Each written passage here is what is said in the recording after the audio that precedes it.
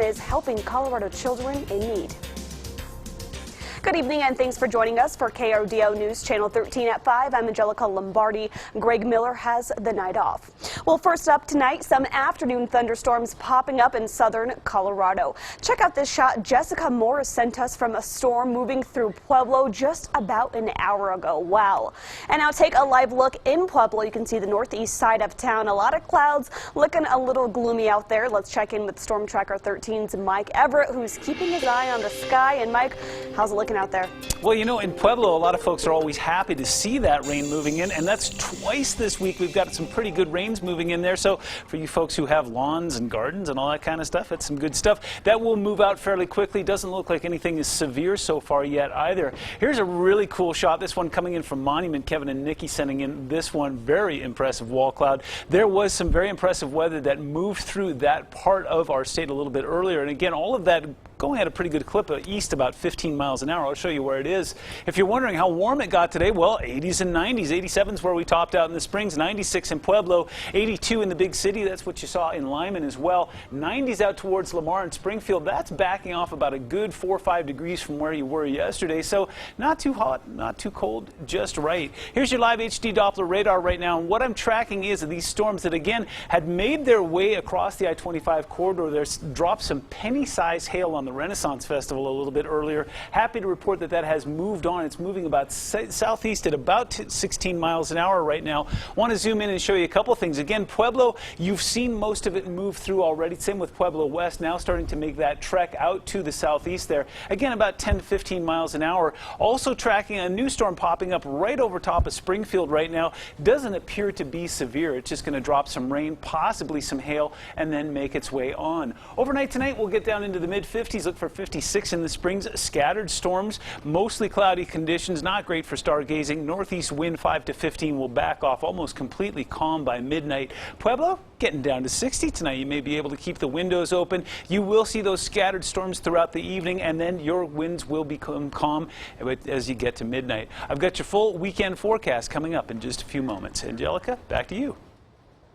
All right, thanks so much, Mike. Well, an anti-marijuana measure in Pueblo is one step closer to making it on the November ballot. Citizens for a Healthy Pueblo turned in their petitions to the city and county on June 16th, hoping to ban the sale of recreational marijuana in Pueblo. To place the measure on the ballot, 5,454 signatures are required at the county level. The county verified more than 8,000 signatures, rejecting a little more than 800. We went through and we checked each entry just to make sure that the voter was registered in Pueblo County at the address that they put on the petition, and the ones that weren't were rejected. The measure will wait for a 30-day protest period to end before officially being placed on the ballot.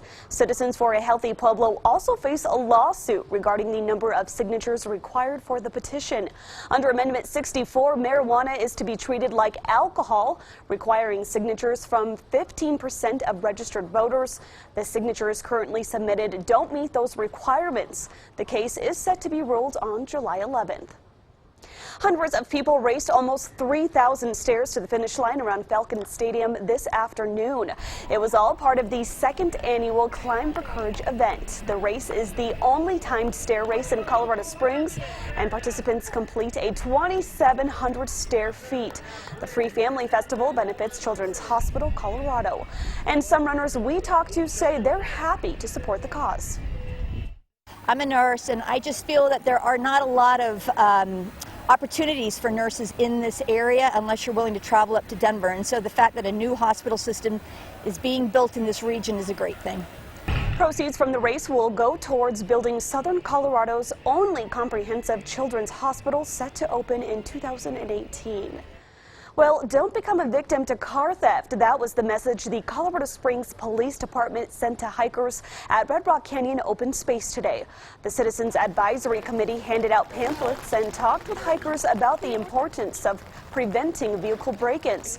They say car break-ins happen across the country near trailheads, parks, and parking lots. But preventative measures like locking your doors and keeping your valuables out of plain sight can help you not become a victim, especially during this time of year.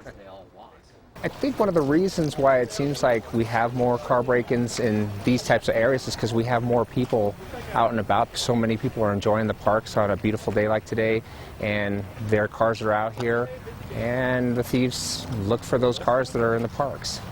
The committee will travel throughout Colorado Springs this summer in an effort to educate hikers.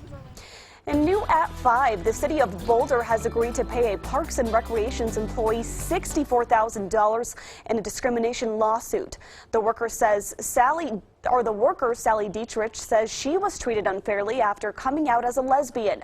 The city agreed to pay her for emotional distress and damages after she says her supervisor asked to stop working with her. The settlement must be approved by city council. And coast to coast, many Americans are dealing with dangerous weather.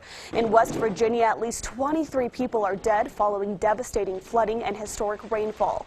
The body of a child who was swept away in fast-moving floodwaters was found Friday morning. Initial reports showed 100 homes were seriously damaged or destroyed.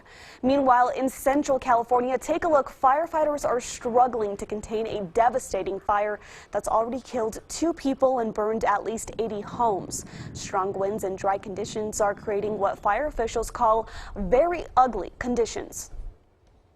We have a monster out there that might be not as bad as it was 2 days ago, but the potential is there. So far, nearly 36,000 acres burned and the fire is 0% contained. 2 people are dead and several others injured after a shootout inside a dance club in Texas. The gunfire erupted late last night in Fort Worth. At least 5 people are hurt. 1 person died at the scene, another in the hospital. Our affiliate in Dallas reports it happened at a nonprofit dance hall that celebrates hip-hop and serves as a creative outlet for young people.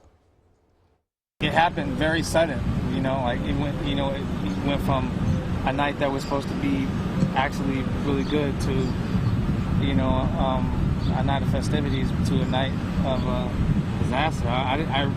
We really didn't anticipate that at all. Several people were carrying guns at the time, and they're working to see if they were legally allowed to carry.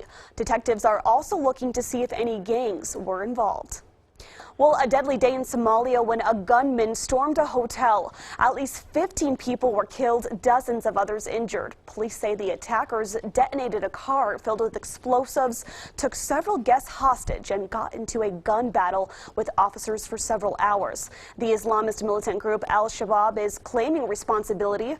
The hotel is frequented by Somali government officials, lawmakers, and security officers.